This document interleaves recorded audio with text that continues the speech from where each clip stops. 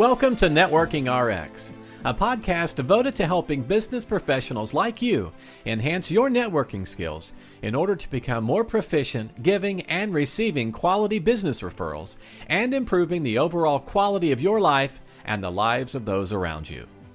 The Networking RX podcast is a production of AmSpirit Business Connections, an organization whose mission is to empower business success through networking. Welcome back for another episode. This is the Networking RX podcast, and I am your host, Frank Agan. I am the founder and president of AmSpirit Business Connections. Thanks for joining me today. Thanks to those who have subscribed, and thanks to those who have certainly referred people to the podcast, and especially people who have referred guests to us. Today I have a guest on. Today I have with me Kimberley Barker. Kimberley has got her PhD, and it doesn't stand for poor, hungry, and desperate. It's actual PhD. And she did her doctoral work in organizational development and got her degree, or PhD, from Benedictine University, which is just outside of Chicago in Lisle, Illinois. Yeah. She also has an MBA and a Bachelor of Science from Hawaii Pacific University, which is interesting. Before we hit record, we were talking. She grew up in Grand Rapids, Michigan. So if anybody knows anything about Grand Rapids, Michigan, it is like in the snow belt. Yes, it is. Anytime the wind blows out of the west, sometime after October, it's probably snowing. And so she found herself in Hawaii to go to school, but after her undergrad, got an MBA from Hawaii Pacific and a bachelor's degree and got her PhD. She has taught at the university level since 2010, full-time at Eastern Michigan University, which is in Ypsilanti, Michigan. She's in the College of Business Management Department. And then she's also spent years human resources, 10 years in commercial banking and 15 years in hospital administration. And she's currently the vice president of the International Society for Organizational Development and Change, better known as the ISODC, for those who are in touch with acronyms out there. ISODC.org. Yeah, needs a mascot. Yes. And she's been published quite a bit in both scholarly and practitioner publications.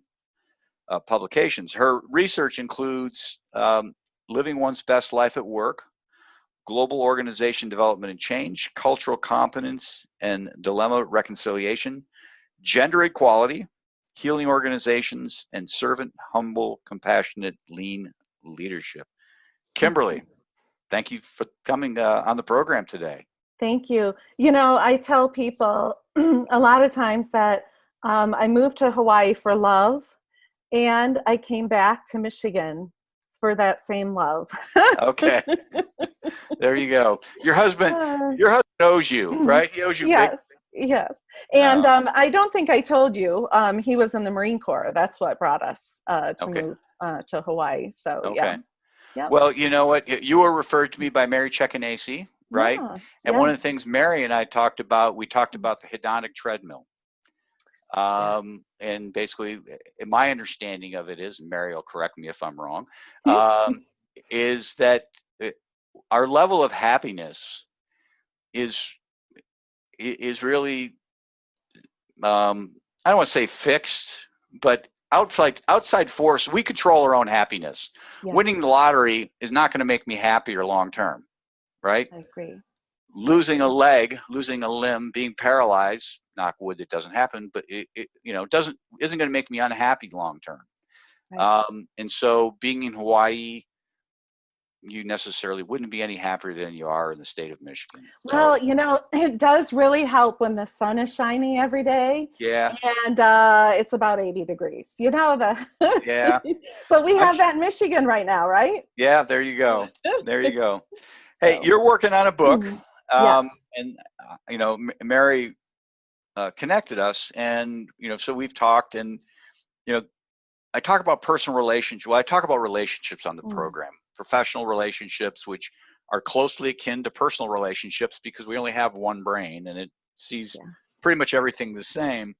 And so we had a discussion about mission, vision, and values, Yes. and how that plays into certainly our relationship with ourselves as well as relationship with others. And I really want to kind of kick around that topic with you, because I certainly think it's important that our relationship with ourselves is strong, but also with others. And I want to get your take on how those things, mission, vision, and values, plays into them. So, And a lot of times I just say, what is your MVV? okay. What are your mission, vision, and values? And, first of all, relationships. I just really love what you do, because relationships are just, it's like the core of our humanity, right? I mean, we have to have relationships. And I think this whole quarantining has shown that, so much, that we need to have relationships. Mary and I, before I really get into MVV, I met Mary when I was a community relations officer at Mott Children's Hospital. And she was working at U of M, and we did a project together. We reconnected years later. We were at a conference together. And I'm like, oh, do you remember me? Da, da, da, da, da. And we just kind of, it was like, there we were, reconnected. And we kind of stayed connected. We had this idea for a book, and, we've just been working on it since then. So that's the thing I really love about relationships, is you don't have to see somebody every day, right? I mean, people can come and go in your life, and I think that's what makes life so special. But talking about your relationship with yourself, I just think is so important, and how you establish your mission, vision, and values. What is your mission in life, right? What would you do if you could accomplish anything and not fail? Right. That's your mission. Why should you have that mission? And how are you going to know when you get there if you don't have a mission, right? So it's just so important that you know that about yourself, because it really impacts the relationships you have with others in the world. Right. And then there's, how does your mission fit within your entire visualization for the world, right? That's your vision. And what values are you going to emphasize while you're on your mission? So I believe that every person over 18 years old, and maybe some younger, need to have their own mission, vision, and values. And I believe every person, every family, every team should have their own mission, vision, and values, and every organization. And all of the mission, vision, and values of everybody that's part of an organization should be in sync with what the organization's mission, vision, and values are. So I just think it's so, so important. My family, I always try to sit down with them and say, okay, what are our mission, vision, and values again? Have they tweaked? And they're just, I see their eyes roll in the back of their heads, because they're like, oh no, here we go again. But you know what? I do rub off on them. So, and they do have their own mission, vision, and values. And I think that it's just critical today, because it affects everything you do, or I should say it should affect everything you do. Now, can you give us some examples of clients, people you've worked with, what their mission, vision, and values are, and how they tie together? And I guess I want to start off there, and then I want to kind of expand into how that how it likely impacted the people around them. Okay. So I can start with my mission. That would be great. My mission, vision, and values. So you'd be a hypocrite if you didn't have one, right? That is so true. That is so true. And you know how I determined mine is I got quiet. I want to say that, I've always kind of had mission, vision, and values, but I really took a good amount of time reflecting, right, and writing and determining what really were my goals. And I think that's a great way to do it. Determine your mission. You can also ask other people, right? Ask other people around you. What are your strengths? What do you see when you see me? I had a friend one time and she said, this was many years ago. And she said, Kim, I really see you in like PR. And I thought, what in the world are you talking about? I'm an operations person, right? Right. But it took a number of years before that clicked. And I'm like, yes, I am operations, but my thing is to always advance the cause, right? I want to be an influencer and creating change. And so, that kind of tied in together. But my mission is to promote and build skills for women and everyone else too, in positive business and leadership with an emphasis on fun and inclusion. So I really want to help people. Business does not have to be a painful thing, right? Right. You win, I lose, right? Or I win and you lose. Business can come together to create a positive impact in our world today. And it's one of the main vehicles to do that. And we really need to realize that.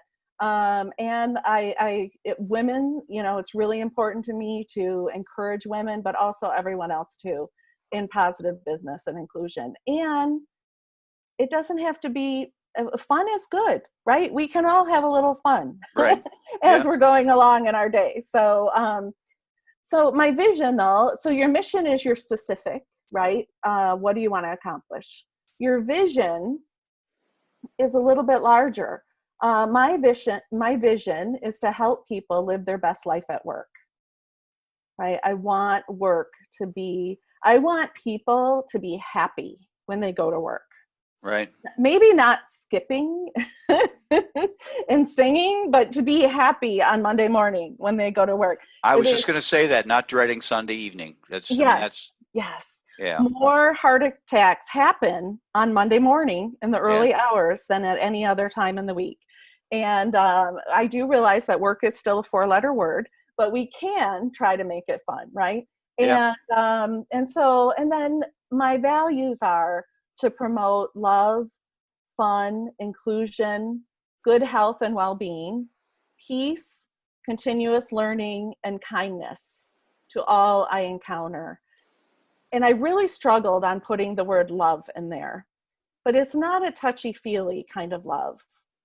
It's a love of humankind. It's one grounded in respect and consideration for everybody. And having lived in Hawaii for a number of years ago, it's what I call the aloha spirit. Okay. Right? There's this air of kinship that we're all in this together. And people are extra friendly in Hawaii to each other. Now, not everyone is that way, but most people are. And it's a really beautiful thing to experience. And I'm so fortunate to live where I do in Southeast Michigan, because I do believe that we have a certain amount of that as well. And of course, when I joined Eastern Michigan University College of Business Management Department, I made sure that my mission, vision, and values were very much in line with what theirs are as well. And I don't have theirs in front of me right now. I probably should, but it was just really important to me to make sure that we weren't at odds with each other, right? What my mission, vision, and values fit very well in the organization that I'm going to work for. So, and I really try to impress that on my students, because a lot of times when you graduate, you just want a job, right? Any old job will do. Yeah. The first person that says yes, you say yes to.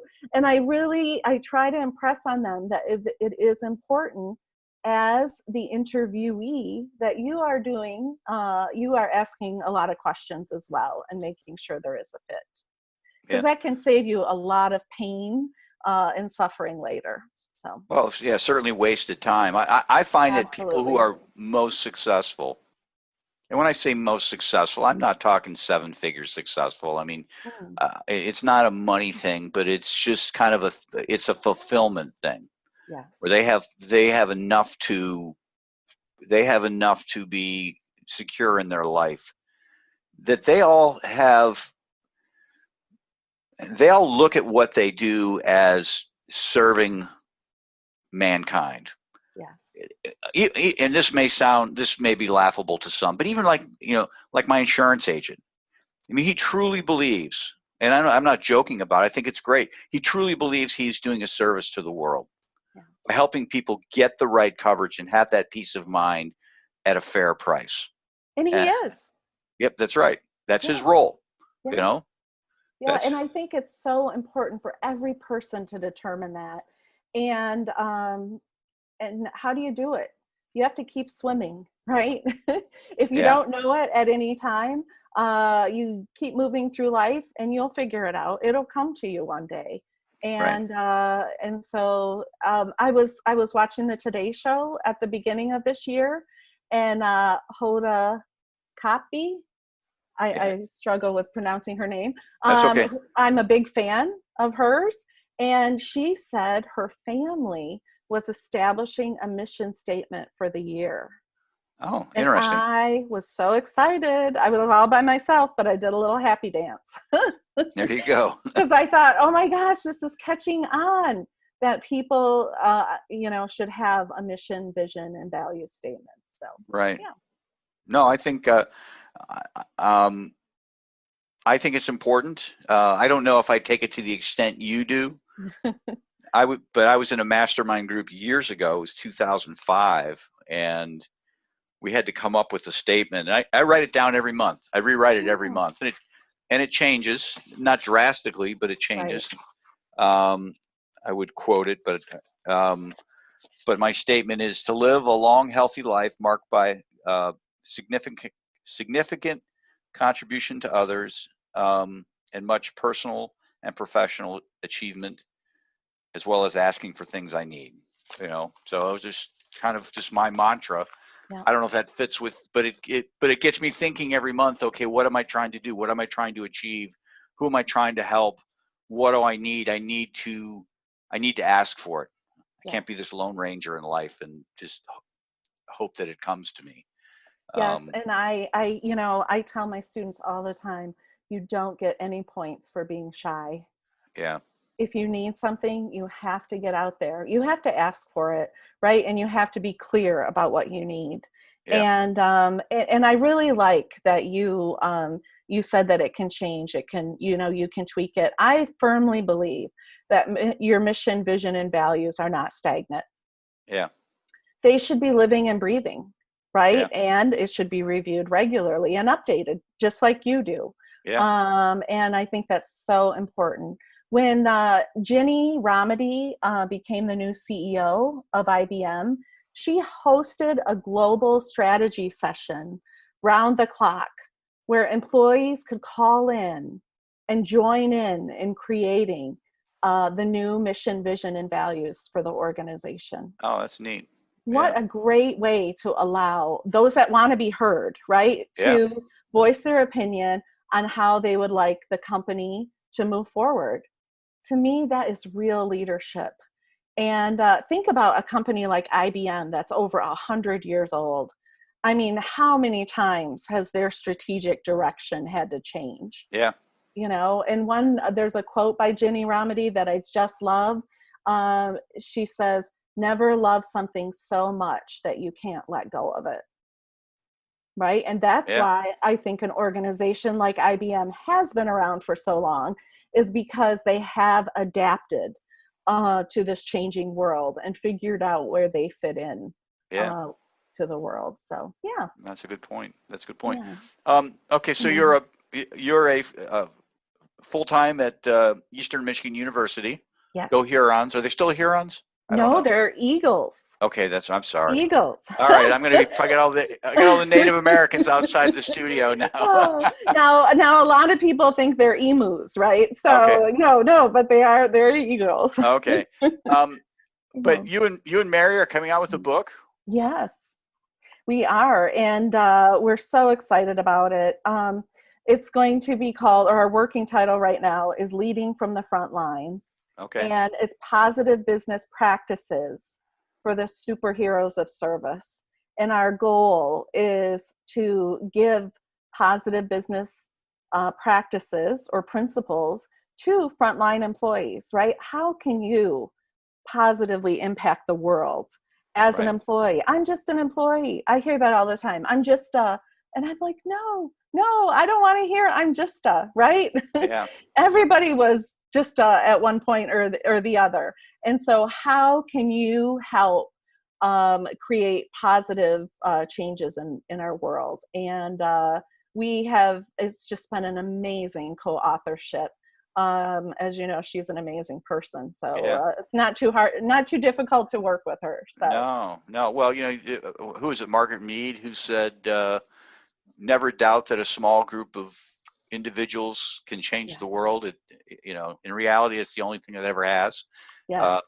And there's a lot of truth to that. And Mary and I, like I said, we connected at a conference, and it was a scholarly conference, and there were a lot of scholarly papers going on and being presented. And I just thought, sometimes it's really good to be scholarly and way up here. I'm all about being scholarly.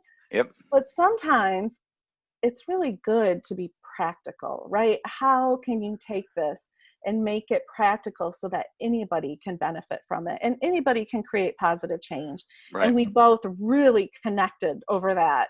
And that's what got us working. And we've been working for like 2 years together on it. But we do hope that we are in the final. We're pretty close to the end, and it will probably be coming out the beginning of this year. So. I'm going to get you on record here. When you guys get a release date, as you approach a release date, we'll get both of you on, and wonderful. And we'll kind of talk about the book and just different aspects of it. Somebody wants to get a hold of you. What's the best way to get a hold of you? Well, I am on LinkedIn. It's Kimberley, Kimberley. My mother tried to be a little funky. I don't know why, but Kimberley Barker. And I'm also on YouTube. I have a lot of webinars and different interviews on YouTube. So feel free to check those out as well. And they're under Kimberley Barker. Okay, great. Well, obviously your name will be in the show notes. And I do appreciate your time today. There was a quote I came across the other day by Drake. We all know who Drake is, right? Sure. It's never too late to realize what you want in life, and it's never wrong to fight for it. And that really resonated with me. So, who knows when, you're going to really clarify that the mission, vision, and value you have, where you feel like, oh my gosh, this is the apex, right? This is the one I'm going to have forever. But it doesn't matter when it is. It's never wrong to fight for the positive changes that you want to see in the world. Thanks for joining us on the Networking RX podcast. Please put what you've learned into action today and let us know if you have questions, comments, or ideas for future topics. You can email them to us at podcast@amspirit.com. That's AmSpirit.com. Finally, so you never miss an episode, be sure to subscribe to the Networking RX podcast through iTunes, Overcast, or however you receive your podcasts. Now get out and network with someone. The Networking RX podcast is the copyright production of AmSpirit Business Connection. All rights reserved.